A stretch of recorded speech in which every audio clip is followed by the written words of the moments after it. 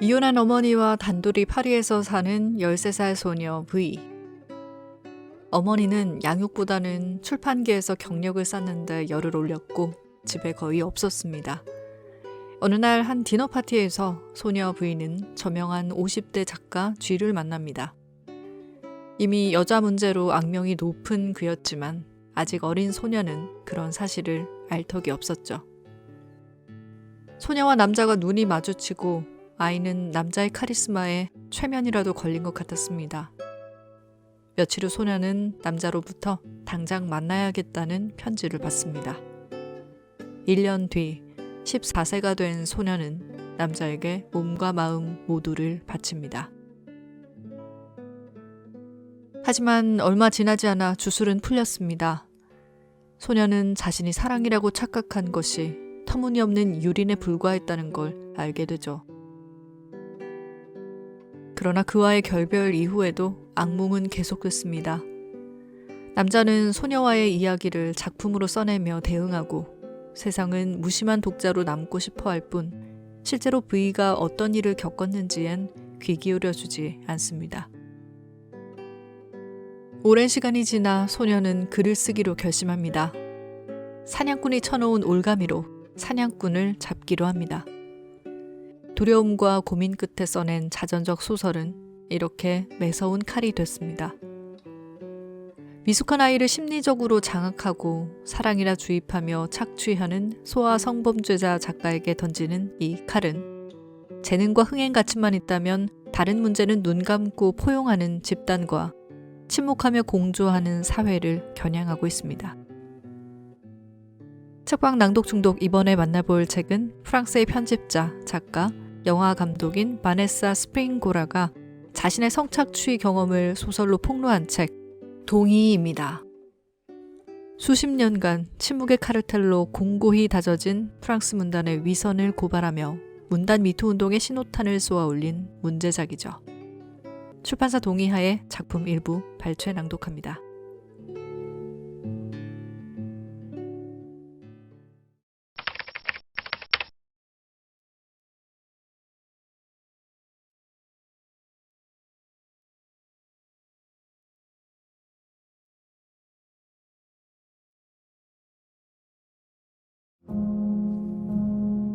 동의 바네사 스프링고라 장편 소설 정혜용 옮김 은행나무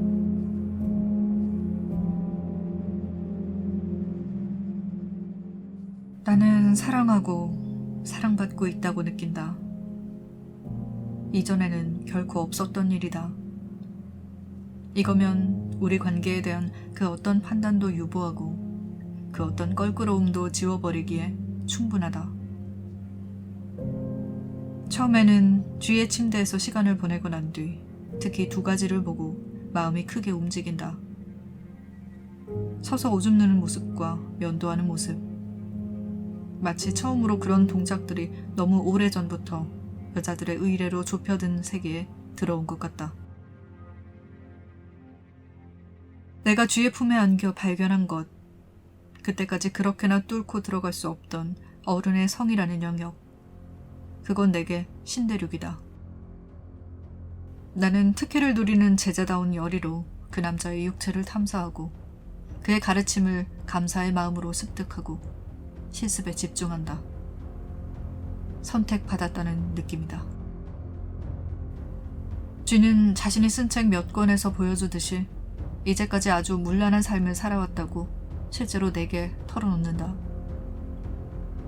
무릎을 꿇고 두 눈이 눈물로 부옇게 흐려져서 애인들 모두와 관계를 끊겠다고 약속하고 자신은 평생 이렇게 행복한 적이 없었으며 우리의 만남은 기적, 신이 내린 진정한 선물이라고 중얼댄다. 초기에 쥐는 나를 박물관으로, 가끔은 극장으로 데리고 다니고 음반을 선물하고 독서에 대해 충고를 해준다.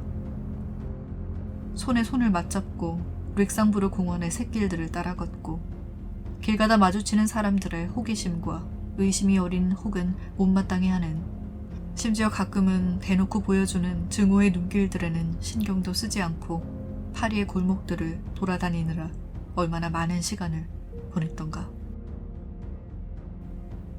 부모와 함께 등하교해야 하는 나이였을 때는 어머니 혹은 아버지가 곧 열릴 그 문 앞에서 자신이 사랑하는 그 얼굴이 나타나기를 기다리며 감미로운 염려의 표정을 짓기 마련이나, 나의 부모가 그런 얼굴로 나를 찾으러 학교 앞에 종종 왔다는 기억이 없다.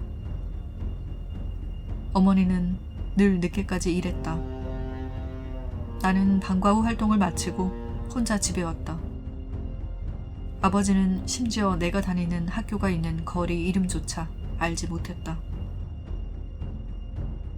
이제는 쥐가 학교 출구 앞에, 아니 바로 앞이라고는 할 수 없고 거기에서 몇 미터 떨어진 길 끝에 있는 작은 광장에 거의 매일 와 있다. 그래서 나는 잔뜩 들떠있는 한 무리의 남자아이들 뒤로 보이는 기다란 형체를 즉각 알아본다.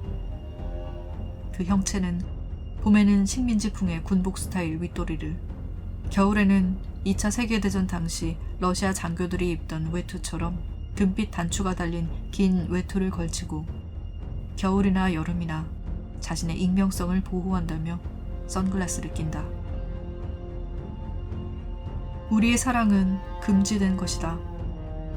건전한 사람들에게 배척당하는, 나도 그렇다는 걸 안다. 그가 줄기차게 내게 그 사실을 되뇌어주니까. 그래서 그 누구에게도 말할 수 없다. 조심해야 한다. 그런데 대체 왜? 내가 그를 사랑하고 그가 나를 사랑한다는데 대체 왜? 그런데 그 선글라스, 그건 정말 눈에 안 띄는 건가?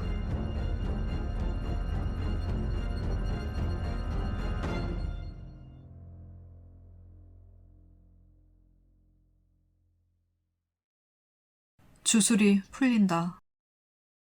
때가 되었다.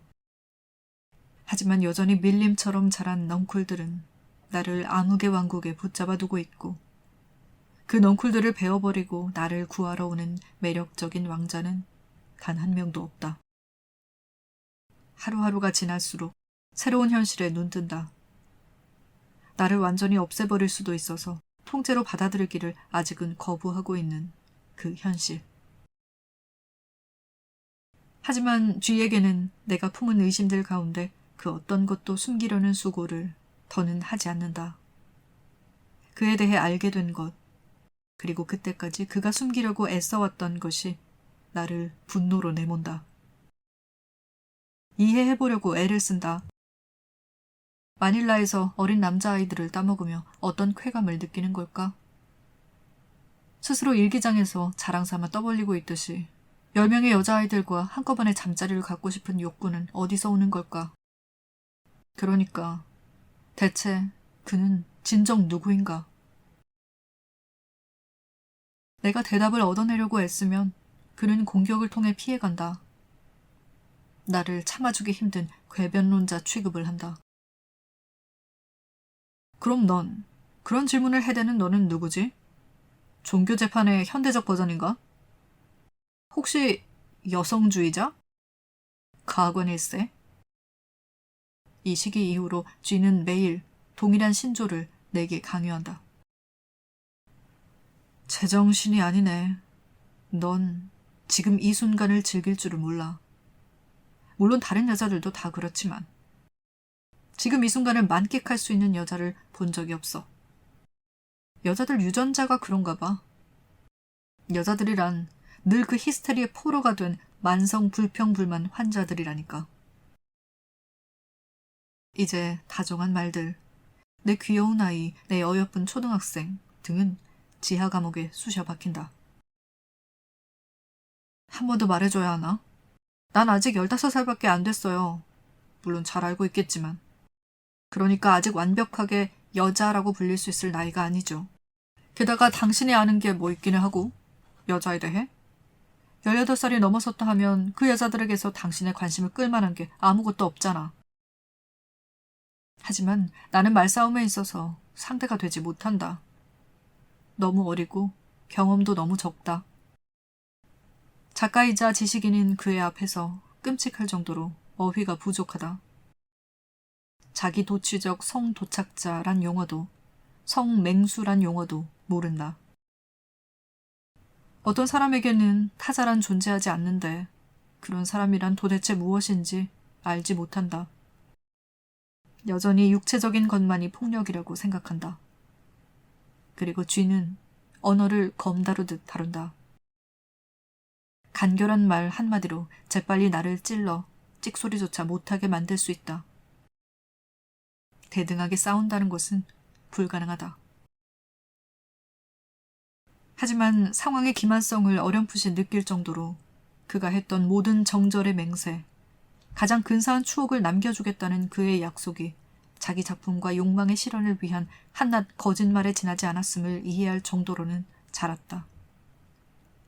한 권 또 한 권 영구히 써나갈 그러한 허구.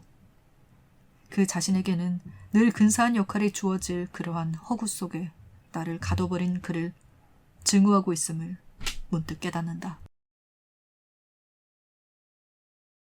그의 애고가 완벽하게 차단하고 있던 환상은 곧 공개된 장소로 옮겨지리라. 그가 은폐와 거짓을 종교로 삼고 작가로서의 작업을 자신의 중독증에 정당성을 부여하는 알리바이로 삼았다는 사실을 더는 참아낼 수 없다. 더는 그의 수작에 노란하지 않는다. 그 뒤로는 내 입에서 나온 사소한 말 한마디도 내게 불리하게 기록됐다.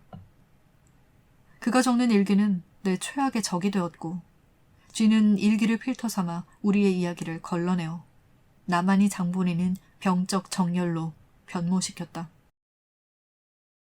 비난을 시작하자마자 그는 다급하게 펜을 손가락 사이에 끼운다. 두고 보면 알게 될 거야. 귀여운 것. 자, 탁. 검은색 수첩에 너에 대한 끝내주는 인물 묘사를 적어뒀어. 내가 반항을 하고 수업 사이 빈 시간을 이용해 그의 침대로 들어가려고 호텔로 돌아오는 일에서 더는 행복을 느끼지 않게 된 이상 이제 나를 떨쳐내야만 한다. 글의 힘을 통해 어린 V를 질투에 갉아먹힌 불안정한 여자아이로 만들며 제멋대로 이야기를 풀어낸다. 이제 나는 이전의 여자아이들과 마찬가지로 그의 그 빌어먹을 일기장에서 곧 지워버려야 할 불필요한 인물에 지나지 않는다. 그건 그의 독자들에게는 그저 단어들이고 문학에 불과하다. 내게는 붕괴의 발단이다. 하지만 뛰어난 인간의 문학작품에 비춰볼 때 무명의 여자아이 하나의 인생이 뭐 그리 중요하겠는가? 그렇다. 요정 이야기는 종착점에 닿았고 주술은 풀렸고 매력적인 왕자는 민낯을 드러냈다. 어느 오후 학교에서 돌아와 보니 호텔방이 비어있다. 쥐가 욕실에서 한창 면도를 하고 있다. 책가방을 의자에 내려놓고 침대 모서리에 걸터앉는다. 그의 검은색 수첩 하나가 침대를 가로질러 아무렇게나 던져져 있다. 펼쳐진 페이지를 보니 방금 쥐가 그 색깔만으로도 그의 서명을 대신하게 된 청록색 잉크로 몇 줄 적어놓았다. 16시 30분 나탈리를 마중하러 고등학교 교문 앞으로 갔다. 길 건너편에서 맞은편 보도 위에 있는 나를 알아보자 그 아이의 얼굴이 환하게 빛났다. 주위에 있던 다른 젊은이들 한가운데에서 그녀는 천사처럼 빛을 뿜어내는 듯했다. 우리는 달콤하고 숭고한 한때를 보냈고 그 아이는 너무나 열정적이었다. 이 아이가 일기에서 차지하는 분량이 앞으로 더 많아진다고 해도 놀라지 않으리라. 단어들이 종이에서부터 떨어져 나와 한때의 악마들처럼 내 주위를 뱅글뱅글 맴도는 가운데 나를 둘러싼 세계가 몽땅 무너져 내리고 방 안의 가구들은 연기가 풀풀 피어오르는 폐허 더미에 지나지 않고 제가 공기 중에 떠도니 더 이상 숨을 쉴 수 없었다. 쥐가 욕실에서 나온다. 두 눈이 벌게서 눈물을 흘리며 믿기지 않는다는 표정으로 펼쳐진 수첩을 가리키고 있는 나를 발견한다. 그의 얼굴에서 핏기가 사라진다. 그러더니 격노하여 폭발한다. 대체 어떻게 감히 이런 싸움을 걸어오면서 작업을 방해할 수 있지? 난 지금 소설을 쓰느라 정신이 없는데. 요즘 들어 내가 감당해야 하는 압력이 어떨지 단 1초라도 생각은 해? 그런 일에, 내가 하고 있는 일에 에너지와 집중이 요구된다는 생각을 조금이라도 해? 예술을, 창작을 한다는 게 뭔지 아무것도 아는 게 없구나. 그래, 공장에 다니는 사람처럼 꼬박꼬박 출근부에 기록해야 하는 건 아니지만 글을 쓰는 동안 내가 뚫고 가야 하는 고뇌, 그게 뭔지에 대해 넌 아무 생각도 없어. 네가 방금 읽은 건 그건 앞으로 나올 소설 초고일 뿐이고 우리와 너와 아무런 상관이 없다고. 그 거짓말. 그건 너무 나갔다. 이제 갓 15살이 되었지만 그런 거짓말 속에서 내 지능에 대한 모욕을, 나라는 인격 전체에 대한 부정을 보지 못할 수는 없다. 온갖 달콤한 약속들을 저버림, 본색에 드러남, 이 모든 것이 단도처럼 내 몸 전체를 꿰뚫는다. 이제 우리 사이에서 건질 건 하나도 없다. 난 속고, 당하고, 버림받는다. 그런데 원망할 사람이 나밖에 없다. 창문 난간을 넘어 허공으로 몸을 날리려 한다. 그가 아슬아슬하게 붙잡는다. 나는 문을 쾅 닫으며 달려나간다. 내가 16살에서 25살이 될 때까지 잠시 쉴 틈도 허락하지 않고 쥐의 글이 연달아 서점에 깔린다. 내가 주인공이라고 여겨질 만한 소설 한 권.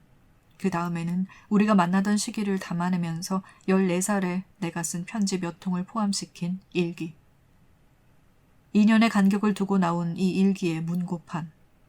내 편지도 포함된 별별 편지 모음집. 그가 내 이름을 떠벌려대는 텔레비전 인터뷰나 신문에 실린 기사들은 꼽지 않아도 그 정도다. 그 뒤로도 우리의 이별에 관해 강박적으로 되씹는 또 다른 그의 일기가 이어지게 되리라. 어떤 정황에서 그 출간물들의 존재를 알게 되든지 간에 늘 선의로 출간 사실을 알려주는 인물이 존재한다. 그것들 하나하나가 성추행에 가깝다.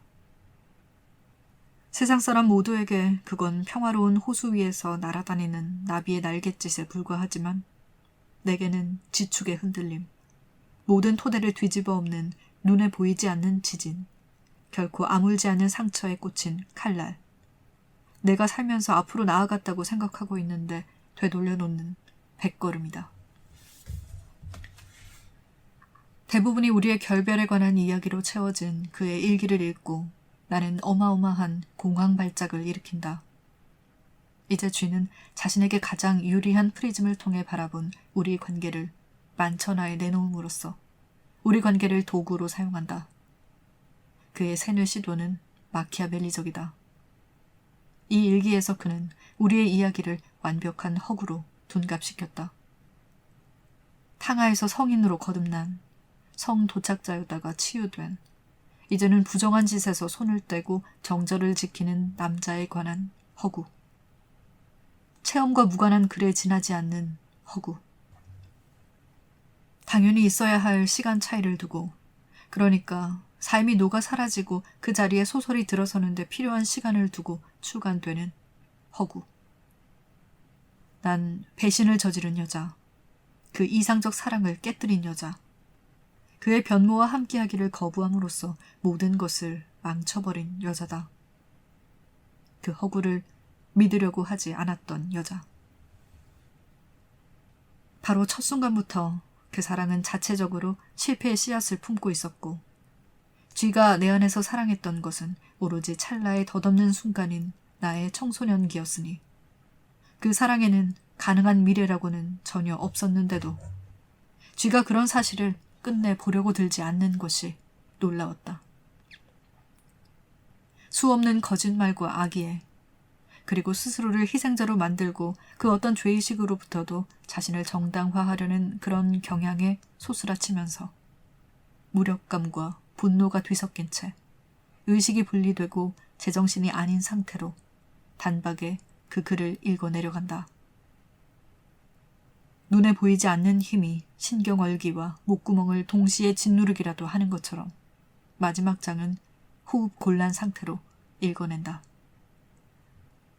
생명력 전체가 이 비열한 책의 잉크에 빨려 들어가면서 내 몸을 떠나갔다. 발륨 주사만이 발작을 잠재운다.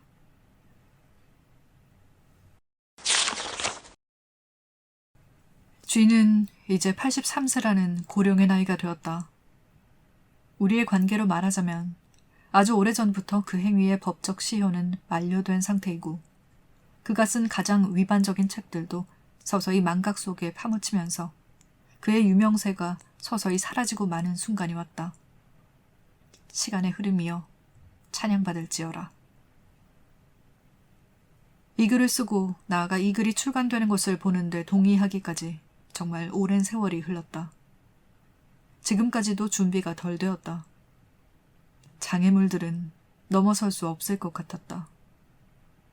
우선 이 사건의 자세한 이야기가 가족 및 직장 생활에 미치게 될 결과, 늘 예측하기 어려운 그 결과에 대한 두려움이 있었다. 또한 어쩌면 여전히 쥐를 보호하고 있을 그 소규모 집단에 대한 두려움을 극복해야만 했다. 그건 무시할 수 있는 게 아니었다. 이 책이 언젠가 출간된다면 그의 팬들로부터 쏟아질 격렬한 비난을 마주해야 할지도 모른다. 또한 쥐가 작성했던 그 유명한 청원서에 서명했기에 자신들을 비난하고 있다고 생각하는 68세대들이나 어쩌면 성에 관한 보수적 담론에 반대하는 몇몇 여성들, 간단히 말해 윤리적 질서로의 회귀를 격렬히 비난하는 모든 사람들의 비난을 마주할지도 모른다. 마침내 다음의 논리에 매달려 용기를 내본다. 나는 나의 분노를 결정적으로 해소하고 내 삶의 한 장을 되찾기를 원했는데 글쓰기가 아마도 그에 대한 가장 뛰어난 처방이 아니었을까? 이미 여러 사람이 오랜 세월 내게 넌지시 권했더랬다. 다른 사람들은 반대로 내가 다칠까봐 그러지 말라고 권했다. 결국 글을 쓰라고 설득한 사람은 내가 사랑하는 남자다. 글을 쓴다는 건 다시 나 자신의 이야기의 주체가 되는 것이었었다. 너무나 오래전부터 빼앗겼던 나의 이야기. 솔직히 나보다 앞서서 비록 당시에는 여자아이였겠지만 그 어떤 여자도 펜을 들어 쥐가 자신의 책에 펼쳐놓은 끝도 없이 이어지는 굉장한 성인문의 이야기들을 고쳐주지 않았다는 게 놀랍다. 누군가 다른 여자가 나 대신 그 일을 해줬더라면 좋았을 텐데. 그 여자가 훨씬 더 재능이 있고 훨씬 더 능숙하고 과거에 훨씬 덜 얽매였을 수도 있으니까. 그랬더라면 내가 지고 있는 무게가 많이 가벼워졌으리라. 그렇게 침묵을 지키면 쥐의 말들을 뒷받침해주고 그 어떤 여자아이도 그를 만났던 것에 대해 결코 불평한 적이 없었음을 입증해주는 것처럼 보인다. 나는 그것이 진실이라고 생각하지 않는다. 차라리 10년, 20년, 30년이 지난 뒤에도 여전히 그러한 영향력에서 벗어나기가 극도로 어려워서라고 생각한다. 본인이 틀림없이 그 사랑을 느꼈을 테고 본인이 그 끌림을 촉발했기에 스스로가 그런 사랑과 끌림의 공모자라고 느끼는 데서 오는 양가의 감정이 문학계에서 여전히 쥐를 지지하는 몇몇 추종자들보다도 더 우리의 손을 묶어버린다. 부모 노릇이 힘에 부치거나 부모 노릇을 포기한 부모를 가진 외롭고 위태로운 여자아이들에게 눈독을 들일 때 쥐는 이미 그 여자아이들이 결코 자신의 명성을 위협하지 않으리라는 것을 똑똑히 알고 있었다. 그리고 아무 말 하지 않는 자는 동의한 것이다. 그런데 내가 알기로 셀 수 없이 많은 그 애인 중 어떤 여자도 자신이 쥐와 함께 체험했던 그 놀라운 관계에 대해 책 속에서 반드시 증언하고 싶어한 것도 아니었다. 거기에서 어떤 신호를 봐야 할까? 오늘날 바뀐 것, 그와 그의 옹호자 같은 사람들이 청교도주의에 젖은 분위기를 맹비난하면서 불평해대는 것, 그건 풍습의 해방이 이루어지고 난 뒤 희생자들의 말 역시 한창 해방되는 중이라는 것이다.